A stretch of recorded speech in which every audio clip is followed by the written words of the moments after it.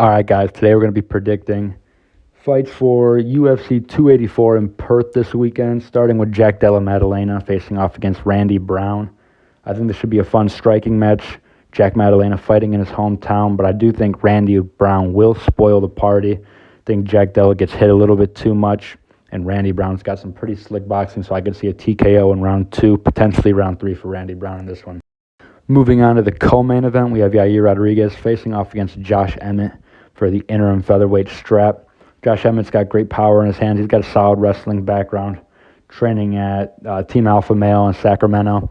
I just feel like Yair's striking's too slick, and he'll be able to get him out of there with a round 3 KO.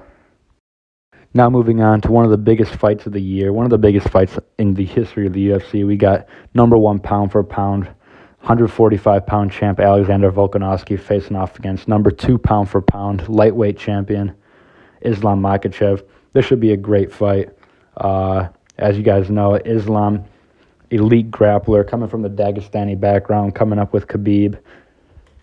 I think that Islam's grappling and pressure could be too much for Volk to handle, but I feel like if Volk can survive the first 2 rounds without getting subbed or ground and pound TKO'd, I think his chances increase greatly. I feel like Volk being the shorter, stockier guy will also benefit him. Shorter limbs, hopefully he can avoid submissions and we can get a full scrap out of these two.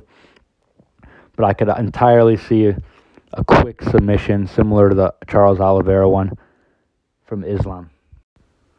But if Islam is not able to get that early submission, I think the waters get very murky for him. He does have elite striking defense. He rarely gets hit, but I don't think he's fought a striker on the level near Alexander Volkanovski. I think Volkanovski's speed, his inside leg kicks, his feints could really be a problem if he can keep this fight standing for any extended period of time.